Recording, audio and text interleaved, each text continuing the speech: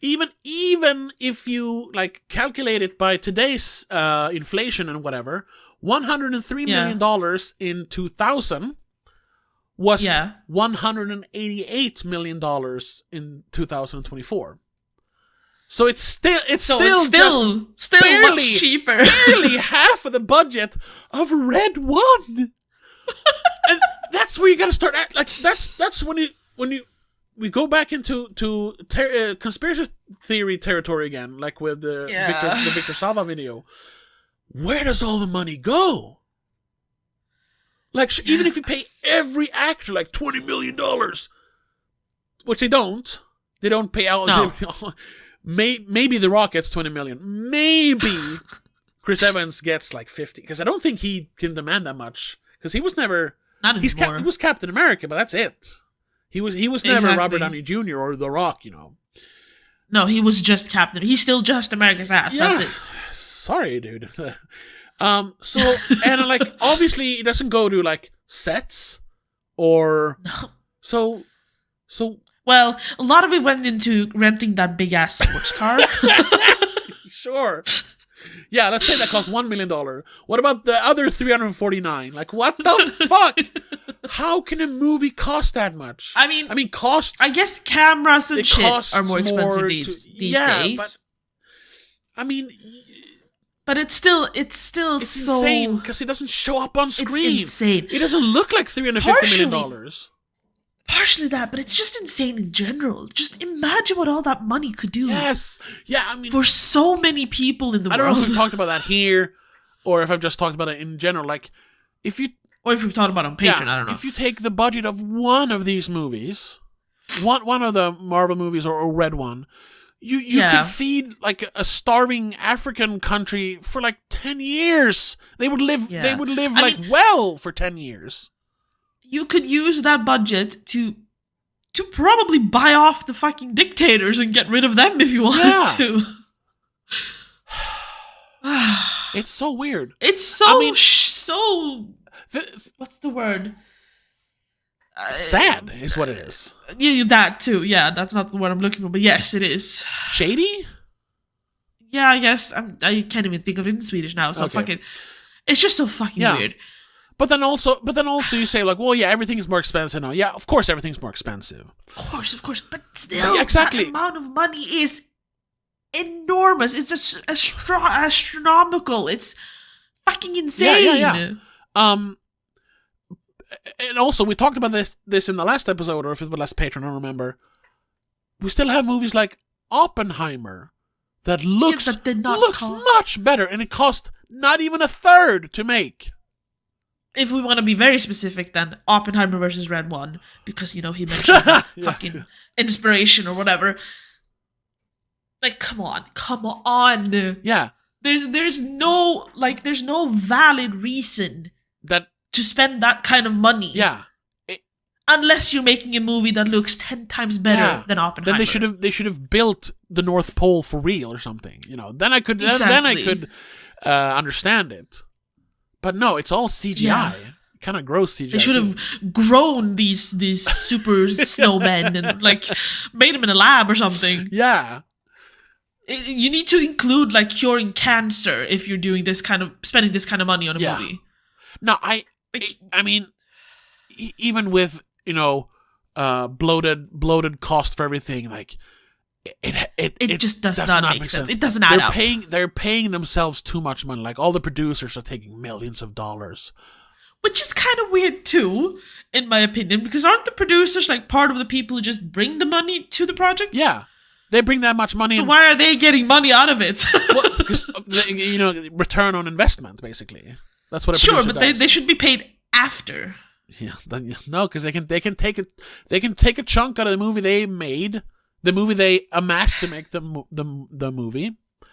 Yeah, and they get rich. The movie tanks, but whatever. We still made money. That's what I think. It's 50-60% of this is pure, just not stealing, but it's laundering, basically.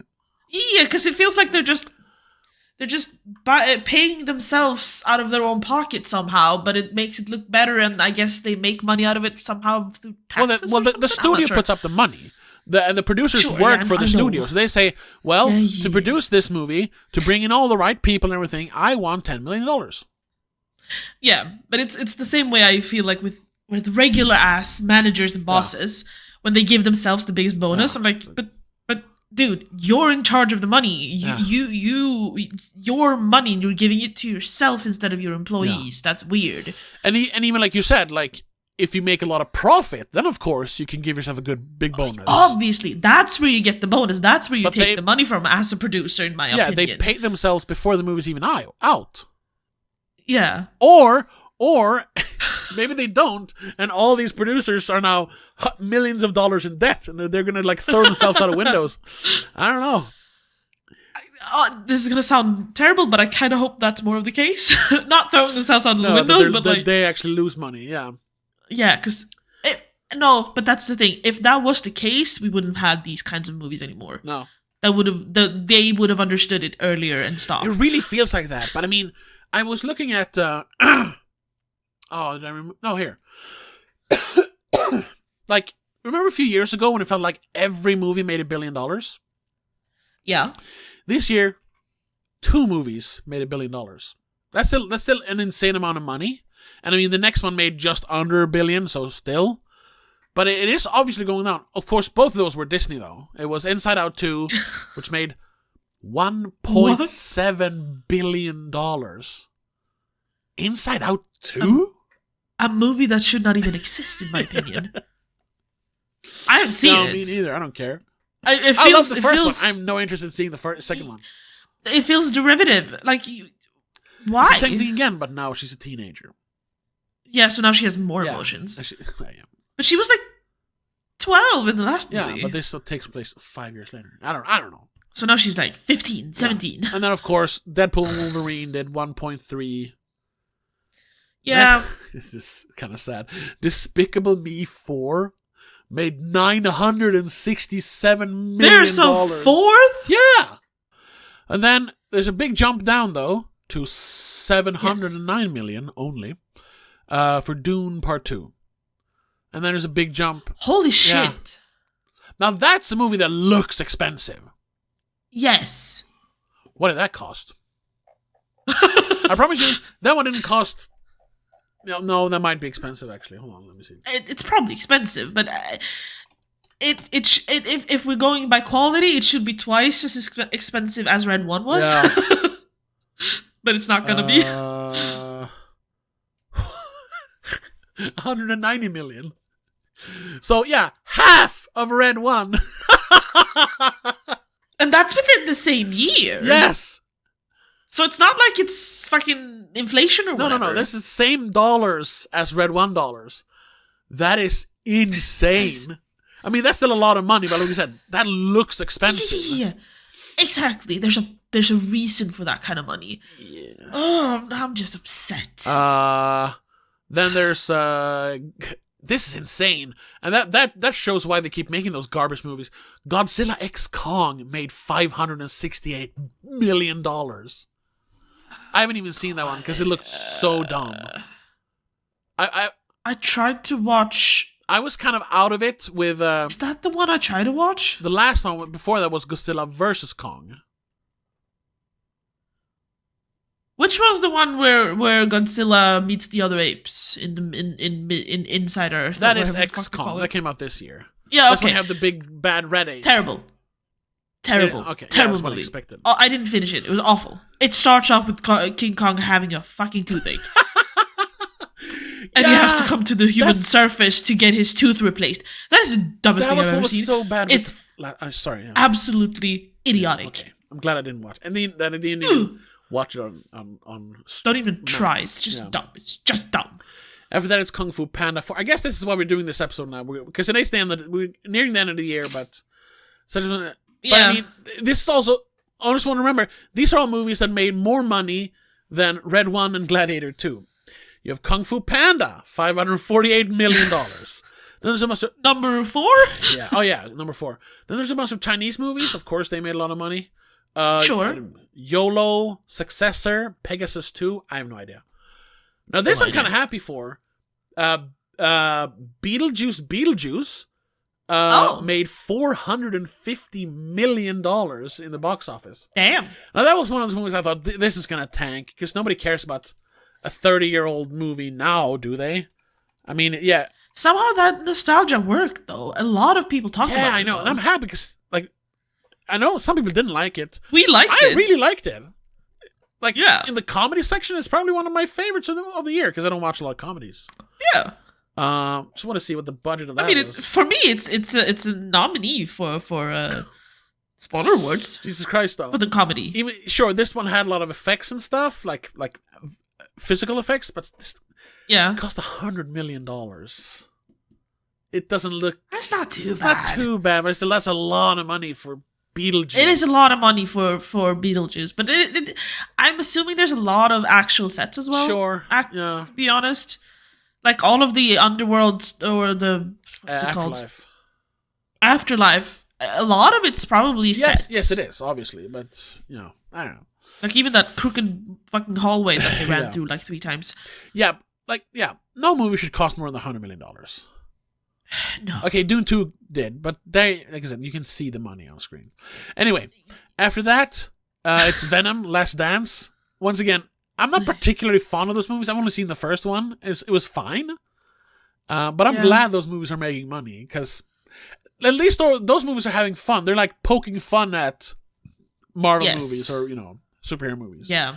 $437 million. Then Bad Boys Ride or Die, the 4th Bad Boys movies, which came out for some reason, $400 million. That's insane. Wow. King of the Planet of the Apes, $397. That's good. Probably didn't make that much money though, because that's another one I think was pretty expensive, like $160 million or something. Yeah. But at least they made their money back. This one though, Twisters made $369 million. I'm happy that made money, because that was not a movie that felt real. It's available on streaming now, by the way, so we can watch it all we want. Check it out. Yes. I'm still trying to convince my fucking boyfriend to watch it with me, but yeah, it's hard to find time nowadays. Then Alien Romulus made $350. Should have made $350. It made $350 million.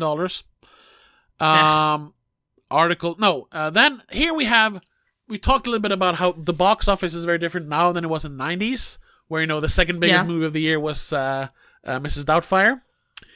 We actually do have a family fun rom-com shit? like a romantic drama. We have It Ends With Us. Was that an A24 movie? It's the one where Florence Pugh has cancer, right? And Spider-Man is her boyfriend or whatever. It Ends With Us? Wasn't that one? No!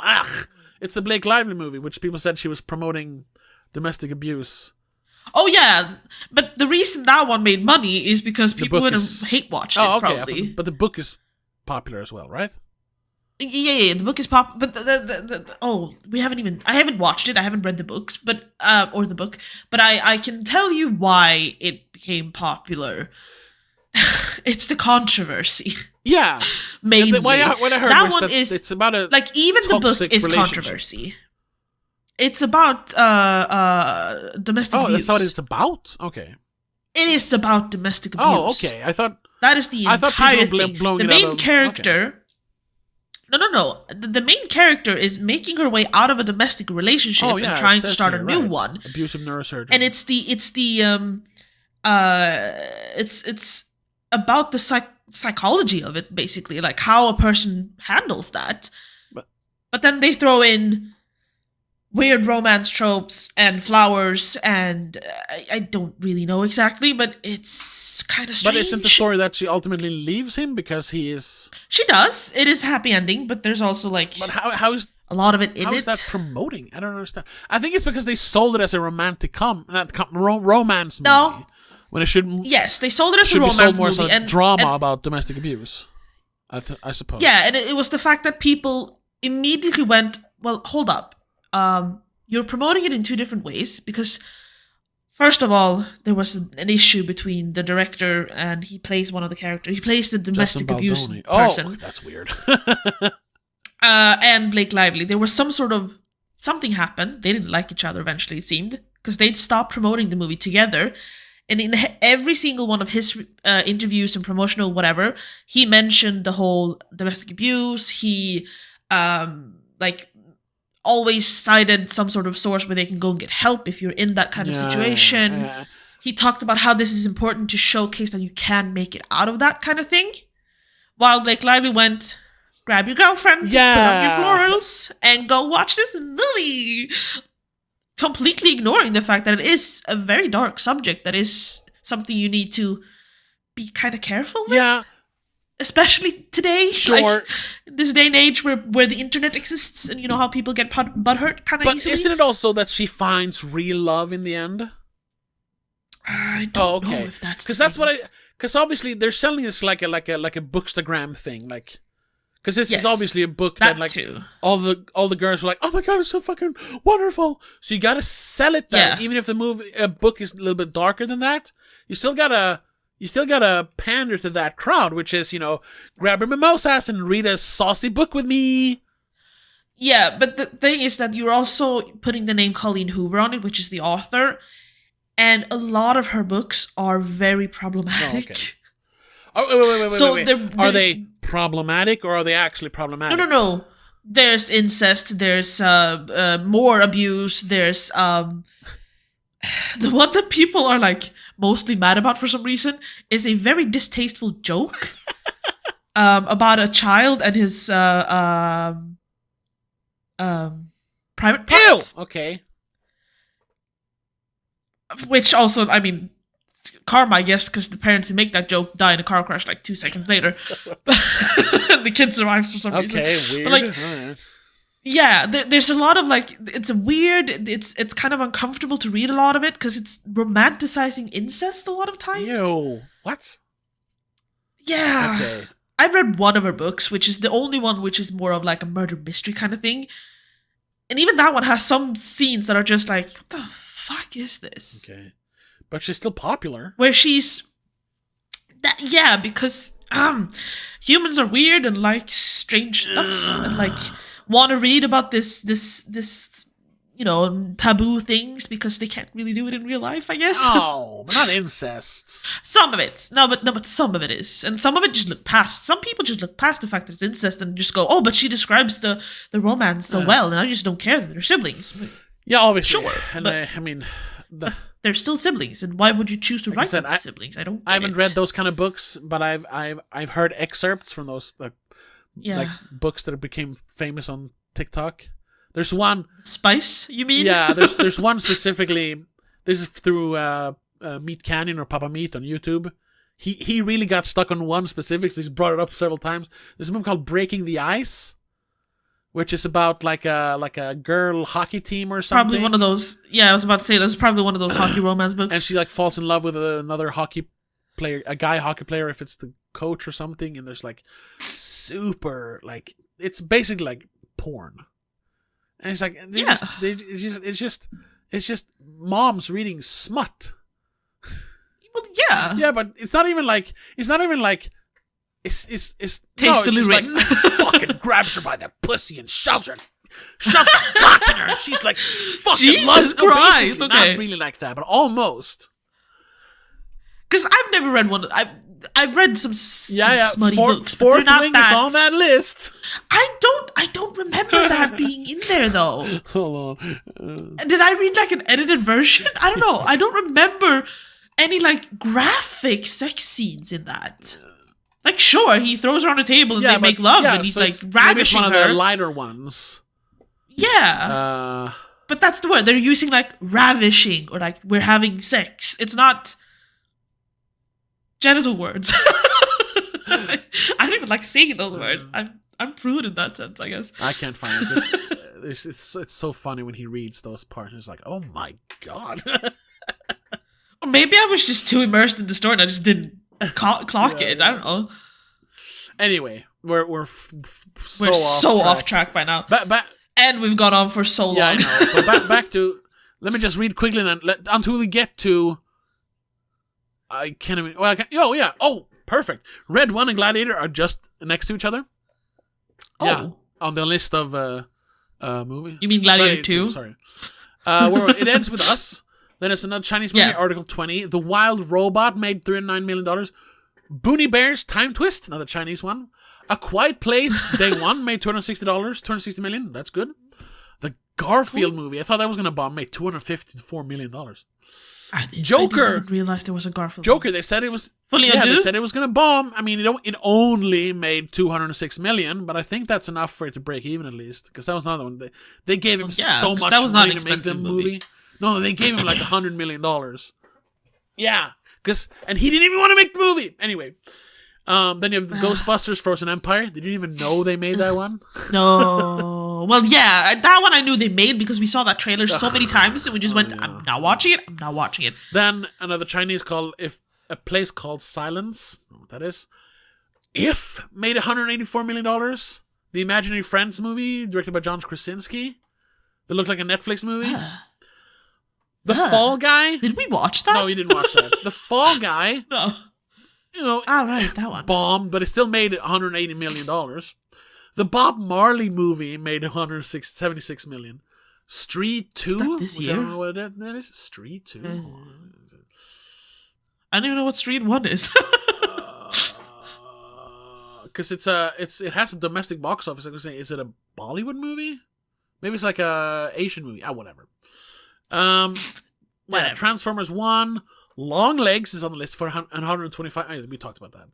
The Chinese movie. It's above. Oh yeah, 125 million. Obviously. Civil War, this year's best movie maybe, made $100 million.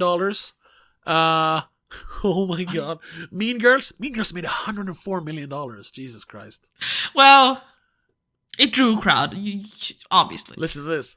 Madam Web made $100 million. Obviously, that lost money, but it made more money than Gladiator 2. Then Argyle, the one with the writer. Yeah. The super spy writer. $96 million. Twilight of the Warriors, Walled In, Chinese movie. Challengers made $93 million. Did you watch that? The Zendaya movie? I think where I watched it, the last 5 minutes just would not work. So I don't know exactly what happens in the last 5 minutes, but that's about it. That is such a good ending. I'm gonna. Anyway, Challengers. Then The Pig, the Snake, and the Pigeon, another Chinese movie, No, there's a lot of Chinese movies. Well, there's a lot of Chinese people. They have to go to the cinema sometimes. Yeah. No, I'm just there's a lot of. I thought this was a. Domestic. No, this is the worldwide box office. Oh, okay. None of these movies made $1 billion domestically. No. That's worldwide. No, that's true. And then we have Red One at $89,328,000 and Gladiator 2 at $86 million $969,000. Ay. I mean, Speak No Evil, the little thriller horror drama. Yeah. Made $75 million. A movie that nobody watched. Wasn't even good. It's insane. Out of this is how many movies? Oh, it's the top 100 of the year. So these are the 100 movies that they have on the list. So the last one is Cesium Fallout. That's a Chinese movie. It made $26 million. Yeah. Red One, which must be the most expensive movie at $350 million. Most likely, yes. It's number 43 on the list. I mean, you when you see that as the producer for this movie, as the fucking Rock, you must understand. This must be a wake-up call. This is it. Yeah, come on. Oh my god. Yeah. Like I said, I'm just upset now with the amount of money that's just wasted on garbage. Yeah. Which could be put to use either in better movies or at least in better movies, or at the very best, do something fucking towards something actually good. What? They could solve world hunger with the amount of trashy movies that get that much money to be produced and then just not even make it back. Come on, just take that money and plant a fucking tree or something. Okay, this list wasn't updated I was looking at the most expensive movies, like production-wise, to make of 2024. They have the most expensive being Inside Out 2, which is 200 million. Like, no. Then it's Deadpool and Wolverine, 200 million. Argyle cost $200 million. Like, how can I haven't watched it, but I mean, I've seen the trailer. Like, it's a spy movie. They're on a train. They're in a. They travel a lot, sure. So there's a few locations, but like. But then I mean, maybe they had to pay a lot to rent that vineyard that they use for blood. But under that is Dune Part 2, once again, $190 million. Holy shit. But this was, I didn't know it was that much. Joker 2 cost $190 million. Or they gave him that much money. That's not on screen, though. They must have just pocketed a lot of that. But yeah, okay, so I think we can confidently say, because this list is from October 2024, so it's not that old. Yes, it's just a month off. Red One is the most expensive movie. Oh my god. Of the year. Of the year so far. And I mean, we only have like a month left, yeah, so. I don't think Nosferatu is more expensive. No. So. And it's still gonna be better, probably. Yeah. Whoa. Now, I think this is... We need to stop, though. Yeah, I can go on forever, because now I found a list of most expensive ever. You know what? We can continue this discussion in our Patreon episode, if we want to. You know what? Let's just keep being baffled by the amount of money spent on garbage in Hollywood. Yeah, let's do that. If you want to hear us continue talking about budgets and box office grosses, and just keep shaking your head, SMaging all over the place... Yeah, check us out on patreon.com/domagazine, because I can't stop now. I am down a rabbit hole. We've been going for 90 minutes. Yeah, that's over. Thank you for watching. Thank you for listening. We'll be back next week with the last November episode. I don't know what it's gonna be. I want to watch something cheap now because I'm sad and mad.